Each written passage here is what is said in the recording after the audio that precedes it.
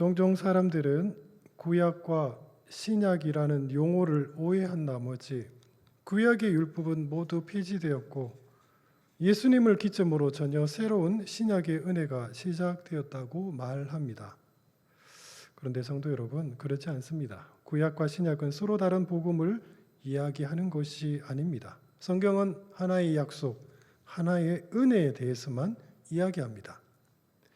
바울은 이방인인 우리가 그리스도인이 된 것을 가르쳐 참 감람나무 뿌리에 돌 감람나무 가지가 접붙임을 한 것과 같다고 비유하였습니다. 성도 여러분, 우리는 기독교라는 전혀 새로운 나무를 심은 것이 아닙니다. 감람나무의 접붙임처럼 그리스도인이란 옛 언약의 뿌리에 새 가지를 접붙인 자들입니다. 옛 세대와 새 세대 모두에게 오직 하나님의 은혜라는 거룩한 하나의 나무만 있을 뿐입니다. 그러나 옛 언약과 새 언약에는 크고 분명한 차이점이 있습니다. 성경을 굳이 두 약속이라고 부르는 까닭은 예수 그리스도와 깊은 연관이 있습니다. 옛 언약은 예수님께서 오시기 이전의 세대들에게 성막과 제사와 절기 등과 같은 모형과 상징을 통해 장차 오실 예수님을 설명한 구약의 약속이었습니다. 구약의 모든 세대들은 오실 주님을 바라보며 신앙 생활을 하였습니다. 그래서 예수님께서는 아브라함의 믿음을 가르쳐 너희 조상 아브라함은 나의 때 볼 것을 즐거워하다가 보고 기뻐하였느니라 라고 말씀하셨던 것입니다. 반면 신약의 성도들에게 구약의 모형과 상징은 더 이상 필요하지 않습니다. 왜냐하면 그림자는 가고 언약의 실체가 우리 앞에 나타났기 때문입니다. 구약의 성도들에게 약속하셨던 그 모든 모형과 상징들은 주님 안에서 모두 성취되었습니다. 그리고 그 성취로 말미암아 우리 앞에 새롭게 갱신된 새로운 약속이 세워졌습니다. 이것이 바로 새 언약입니다. 그렇다면 예수님께서는 언제 새 언약을 세우신 것일까요? 예수님께서 이 땅에서 마지막 유월절을 맞이하셨습니다. 마침내 구속사역을 완성할 하나님의 때가 다다른 것입니다. 주님께서 베드로와 요한을 부르셨습니다. 예수님께서는 낯선 사람을 만나 알지 못한 장소를 구하라고 말씀하셨습니다. 그것은 마치 은밀하고 비밀스러운 모임과도 같았습니다. 그럴 만도 한 것이 지금 대제사장과 바리새인들이 예수님을 죽이고자 혈안이 되어 있습니다. 주님께서는 그 누구의 방해도 받지 않고 마지막 유월절 밤 무언가 엄숙하고 신비한 의식을 제자들과 함께 행하고 싶으셨던 것입니다. 내가 고난을 받기 전에 너희와 함께 이 유월절 먹기를 원하였노라. 그렇게 그날 저녁 예수님께서 떡을 떼시며 이 땅에서 최초로 성찬식이 거행되었습니다. 이 떡은 유대인들이 유월절 식사로 먹는 무교병입니다. 무교병이란 누룩을 넣지 않고 만든 빵입니다. 누룩은 부패와 변질을 상징합니다. 즉 누룩이 없는 떡이란 정결하게 구별된 거룩한 떡입니다. 주님께서 떡 하나를 가지고 축사하신 후 그 떡을 떼어 제자들에게 나누어 주었습니다. 유월절 만찬에 참여한 모두가 하나의 떡을 나누어 먹었습니다. 예수님께서는 왜 유월절 만찬에서 떡 하나를 함께 나누어 먹는 의식을 행하신 것일까요? 세례를 받으신 후 예수님은 광야에서 40일 동안 금식 기도하셨습니다. 그때 마귀가 찾아와 주님을 시험하였습니다. 이 돌들로 떡덩이가 되게 하라. 마귀의 시험은 결코 단순한 질문이 아니었습니다. 마귀는 지금 생명이 무엇이냐는 인생의 난제를 떡에 빗대어 물은 것입니다. 마귀의 의도는 이렇습니다. 예수님, 사람은 먹지 않으면 굶어 죽습니다. 그러니 이 돌로 떡을 만들어 당신의 줄인 배를 채우십시오. 사람에게 있어 떡이 바로 생명입니다. 마귀의 의중을 아신 예수님께서 답하셨습니다. 사람이 떡으로만 살 것이 아니요 하나님의 입으로부터 나오는 모든 말씀으로 살 것이라. 사탄아, 분명 떡은 사람이 이 땅에 살아가는데 중요한 요소이다. 하지만 사람에게는 그 이상으로 중요한 그 무언가가 반드시 필요하다. 사람은 무엇으로부터 누구로부터 지음을 받았느냐? 하나님이 아니더냐? 사람에게 가장 필요한 것은 바로 하나님과의 올바른 관계이다. 그것은 하나님께서 말씀하시고 사람은 그 말씀을 듣고 순종하는 삶이다. 사람은 하나님의 말씀을 순종할 때 비로소 영원한 생명을 누릴 수 있게 된단다. 이것이 진정한 생명의 원리이다. 말씀에 순종하는 삶, 그것은 마치 출애굽한 이스라엘 백성들이 날마다 하늘로부터 내린 만나를 먹었던 광야의 삶과 같습니다. 하나님께서는 의도적으로 40년 광야 생활 동안 그들에게 만나만 먹이셨습니다. 그리고 그 이유를 마지막에서야 밝히십니다. 내 하나님 여호와께서 이 40년 동안에 내게 광야의 길을 걷게 하신 것을 기억하라. 이는 너를 낮추시며 너를 시험하사 내 마음이 어떠한지 그 명령을 지키는지 지키지 않는지 알려 하심이라. 너를 낮추시며 너를 줄이게 하시며 또 너도 알지 못하며 내 조상들도 알지 못하던 만나를 내게 먹이신 것은 사람이 떡으로만 사는 것이 아니요 여호와의 입에서 나오는 모든 말씀으로 사는 줄을 내가 알게 하려 하심이라.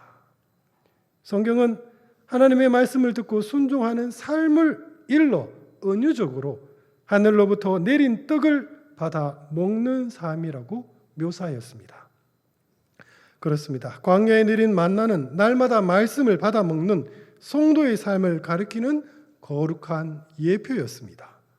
이 돌들로 떡덩이가 되게 하라는 그 악한 질문에 주님께서 말씀하십니다. 나는 곧 생명의 떡이니라. 너희 조상들은 광야에서 만나를 먹었어도 죽었거니와 이는 하늘에서 내려오는 떡이니 사람으로 하여금 먹고 죽지 아니하게 하는 것이니라. 나는 하늘에서 내려온 살아있는 떡이니 사람이 이 떡을 먹으면 영생하리라. 내가 줄 떡은 곧 세상의 생명을 위한 내 살이니라. 유월절 만찬에서 함께 나눠 먹은 하나의 떡은 곧 예수님의 몸을 가리킵니다. 떡을 먹는다는 것은 이 떡이 그 사람의 살이 됨을 의미합니다. 이는 주님과의 완전한 연합을 의미합니다. 주님의 몸을 받아 먹은 성도는 이제 완전히 그리스도와 한 몸이 되었습니다. 주님을 머리로 성도가 그 지체를 이룬 거룩한 그 한 몸의 이름이 무엇입니까? 바로 교회입니다. 주님께서는 유월절 마지막 만찬의 자리에서 떡을 떼시고 함께 나눠 먹음으로써 당신의 죽음으로 말미암아 탄생할 거룩한 교회의 시작을 알리셨습니다. 이것이 바로 주님 안에서 성도들이 떡을 떼어 함께 나누어 먹는 성찬의 거룩한 신비입니다. 또 예수님께서는 잔에 담긴 포도주를 가리키며 당신의 피로 세운 새 언약이라고 말씀하셨습니다. 새 언약이라 함은 그들에게 이미 옛 언약이 있음을 전제합니다. 예수님께서는 유월절 마지막 만찬을 기점으로 지금까지의 옛 언약은 종결되었고 이제 새로운 언약이 갱신되었음을 선언하셨습니다. 여기서 말하는 옛 언약이란 이스라엘 백성이 모세의 집례 아래 시내산에서 동물의 피로 하나님과 언약을 맺은 피의 언약을 말합니다. 모세가 그 피를 가지고 백성에게 뿌리며 이르되 이는 여호와께서 이 모든 말씀에 대하여 너희와 세우신 언약의 피니라. 그러나 그것은 진정한 의미에서 완전한 언약의 체결은 아니었습니다. 왜냐하면 동물의 피로는 우리의 죄를 능히 씻을 수 없기 때문입니다. 그럼에도 불구하고 하나님께서 속죄 제사를 허락하신 이유는 동물의 피에 속죄의 능력이 있었기 때문이 아니라 장차 그리스도께서 흘리신 보혈에 대한 예표로서 십자가의 구속이 성취되기까지 구약의 성도의 죄를 간과하기 위함입니다. 속죄의 능력은 오직 그리스도의 보혈에만 있습니다. 성소는 구약시대 이스라엘 백성이 광야에서 하나님을 만났던 장소입니다.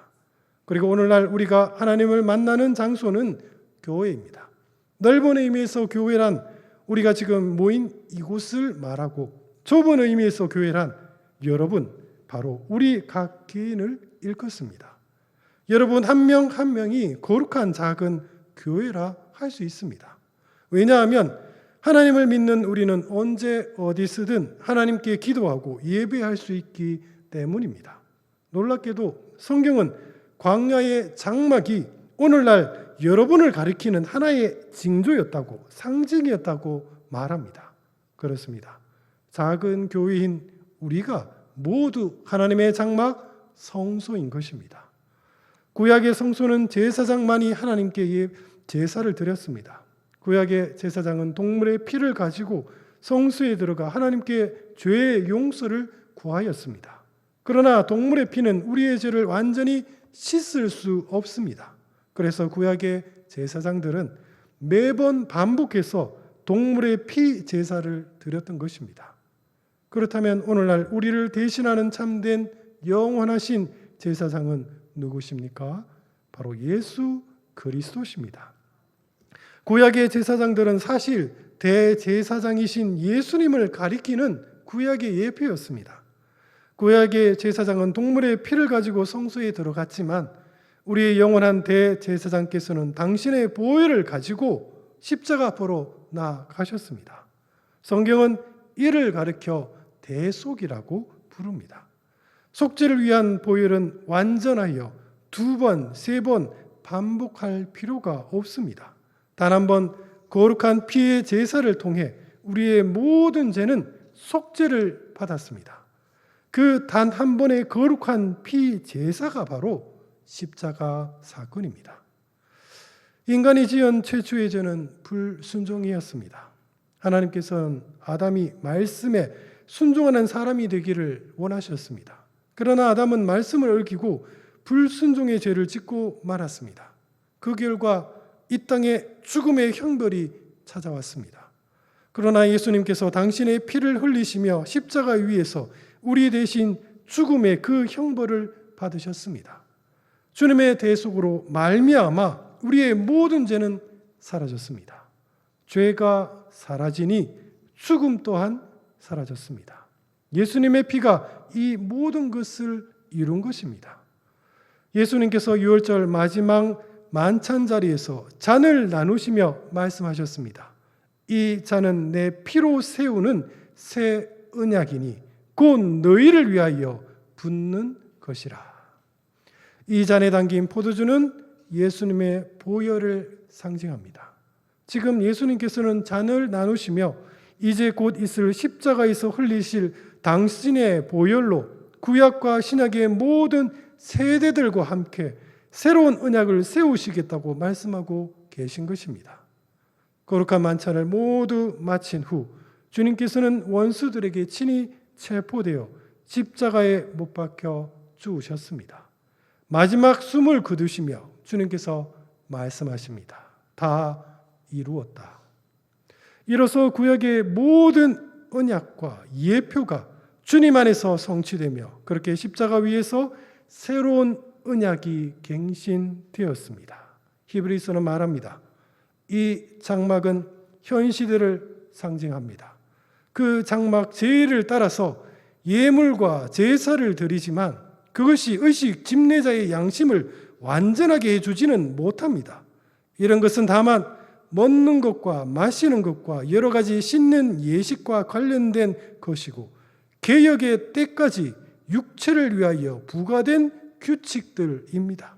그러나 그리스도께서 이미 이루어진 좋은 일을 주관하시는 대제사장으로 오셔서 손으로 만들지 않는, 다시 말하면 이 피조물에 속하지 않은 더 크고 더 완전한 장막을 거쳐서 오직 한 번 지성소에 들어가셔서 염소나 송아지의 피로서가 아니라 자기의 피로서 우리에게 영원한 구원을 이룩하여 주셨습니다. 사랑하는 성도 여러분, 이것이 바로 새로운 언약입니다. 그렇다면 예수님의 십자가의 죽음이 모든 것이 끝입니까? 그렇지 않습니다. 십자가에서 죽으셨던 주님께서 3일 만에 다시 부활하셨습니다. 그리고 영광 가운데 승천하셨습니다. 승천하신 주님께서 이제 교회에 성령을 부어 주시기 시작하셨습니다. 성령의 임재로 말미암아 우리가 경험하게 된 가장 놀라운 변화는 율법이 우리 마음에 새겨지기 시작했다는 것입니다. 이 사건은 일찍이 수많은 구약의 선지자들이 예언하였습니다. 내가 그들에게 한 마음을 주고 그 속에 새 영을 주며 그 몸에서 돌 같은 마음을 제거하고 살처럼 부드러운 마음을 주어 내 율례를 따르며 내 규례를 지켜 행하게 하리니 그들은 내 백성이 되고 나는 그들의 하나님이 되리라. 성령께서 우리 마음에 율법을 새기시자 비로소 우리는 하나님을 향해 진정으로 나의 하나님이라 부를 수 있게 되었습니다. 이제 하나님께서는 우리를 향해 내 백성이라고 부르기 시작하셨습니다. 하나님께서는 옛 세대들에게 수많은 예표와 모형을 통해 약속하셨던 은혜의 그 약속이 우리가 하나님을 향해 나의 하나님이라 부르고 하나님께서 우리를 향해 내 백성이라고 부르는 그 복 중의 복이 마침내 그리스도 예수 안에서 성취되었습니다. 예수님의 대속으로 말미암아 새롭게 갱신된 언약, 그것이 바로 새 언약입니다. 바울은 에레미야의 예언이 예수님으로 말미암아 완전히 성취되었다고 선언하였습니다. 저 첫 언약이 무엄하였더라면 둘째 것을 요구할 일이 없으려니와 그들의 잘못을 지적하여 말씀하시되 주께서 이르시되 볼지어다 날이 이르니 내가 이스라엘 집과 유다 집과 더불어 새 언약을 맺으리라. 또 주께서 이르시되 이 언약은 내가 그들의 열조의 손을 잡고 애굽 땅에서 인도하여 내던 날에 그들과 맺은 언약과 같지 아니하도다. 그들은 내 언약에 머물러 있지 아니하므로 내가 그들을 돌보지 아니하였노라. 또 주께서 이르시되 그날 후에 내가 이스라엘 집과 맺을 언약은 이것이니 내 법을 그들의 생각에 두고 그들의 마음에 이것을 기록하리라. 나는 그들에게 하나님이 되고 그들은 내게 백성이 되리라. 사랑하는 성도 여러분, 구약의 율법은 돌 위에 새겼습니다. 그러나 이제 성령께서 우리 마음에 하나님의 율법을 새기기 시작하셨습니다. 그로 말미암아 우리 안에 어떤 변화가 생겼습니까? 말씀이 새겨지자 지금까지 돌과 같이 딱딱하게 굳었던 내 마음이 속살처럼 부드러워지기 시작하였습니다. 전에 나는 목이 곧은 백성이었습니다. 그러나 이젠 하나님의 말씀을 듣고 아멘으로 화답하는 성도가 되었습니다. 그렇습니다. 성도인 우리는 이제 목자이신 주님의 그 음성을 듣고 분별할 수 있는 주님의 양이 된 것입니다. 구약의 성도들은 일찍이 할례를 통해 스스로 구별된 거룩한 백성임을 자랑하였습니다. 할례는 자신이 거룩한 백성임을 나타내는 구약의 징표입니다. 그러나 그 할례 역시 하나의 예표에 불과합니다. 참된 할례는 그저 포피를 베는 것이 아닙니다. 성경은 성령으로 말미암아 부드러워진 우리의 마음을 가리켜 마음의 할례라고 불렀습니다. 내 하나님 여호와께서 내 마음과 내 자손의 마음에 할례를 베푸사 너로 마음을 다하며 뜻을 다하여 내 하나님 여호와를 사랑하게 하사 너로 생명을 얻게 하실 것이며 또 그 안에서 너희가 손으로 하지 아니한 할례를 받았으니 곧 유계몽을 벗는 것이요 그리스도의 할례니라. 할례가 포피를 베고 속살을 드러내듯이 마음의 할례를 받은 사람은 그 사람을 벗고 속사람이 드러나기 시작합니다.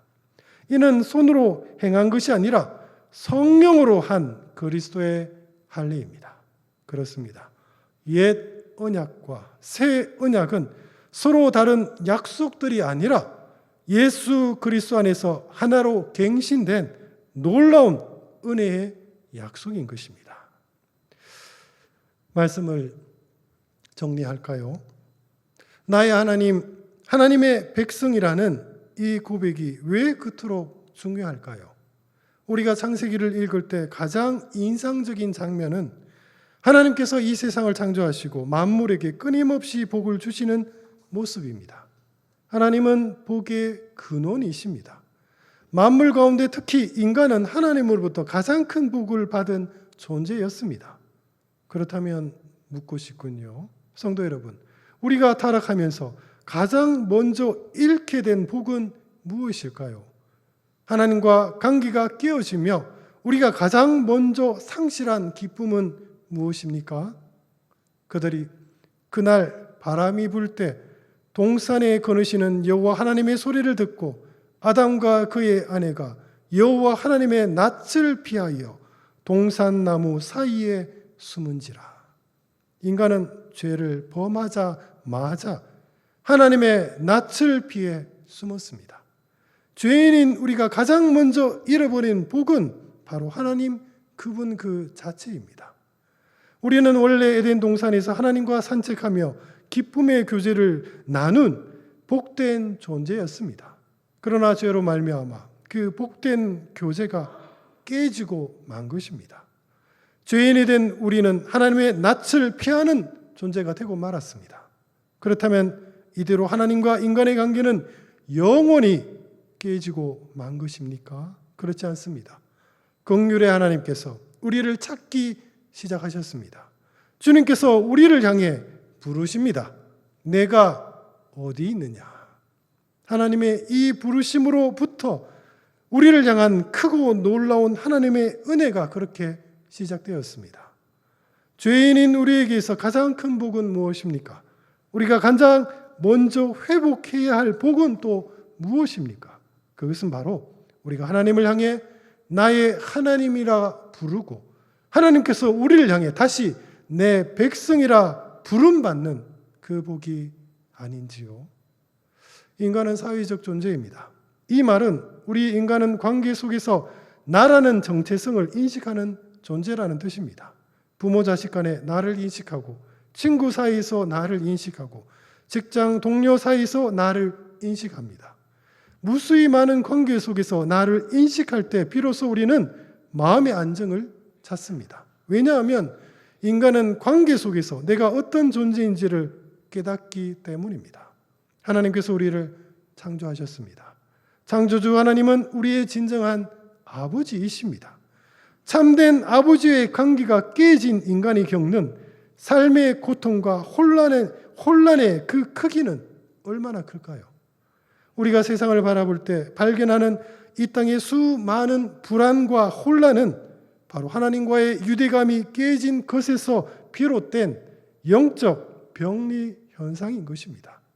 세상 사람들은 병든 이 세상을 치유하기 위해 저마다 이런저런 원인들을 분석합니다. 그러나 그 모든 대책들은 인간이 겪는 영적인 고통을 이해하지 못한 데서 비롯된 그릇된 해석에 불과합니다. 신라곤을 하며 우리가 진정 잃어버린 것은 에덴 동산이 아닙니다. 우리가 잃어버린 것은 바로 영원하신 하나님이십니다. 사랑하는 성도 여러분, 우리 모두 주님의 그 새 언약을 믿음으로 믿고 있습니까? 지금 하나님께서 우리를 향하여 내가 어디 있느냐 지금 부르시고 계십니다. 그 부르심에 우리 믿음으로 주님 제가 여기 있습니다 라고 우리 속히 주님 앞으로 나아갑시다. 그때 우리가 받을 복은 나의 하나님 내 백성이라는 그 복된 근원의 복을 우리 모두 누리게 될 것입니다. 사랑하는 성도 여러분, 주님을 믿음으로 말미암아 그 참된 복에 우리 기쁨으로 참여합시다. 기도하겠습니다. 사랑과 은혜가 풍성하신 우리 주 하나님 아버지, 저희들 신앙 생활하면서 10년, 20년 오랜 신앙 생활하면서 어느덧 우리가 진정 구해야 할 복이 무엇인지를 잊고 살 때가 참으로 많습니다. 주님, 저희들이 정말 바랄 것은 바로 하나님 당신 그 자체이시며 하나님이 그 부르심 뿐이오니 우리 교회 모든 성도님들 그 참된 복으로 말미암아 기뻐하게 하시고 참된 믿음이 회복되는 그런 복된 교회가 되게 하여 주옵소서. 바라옵고 우리 구주 예수 그리스도 이름으로 간절히 기도드립니다. 아멘.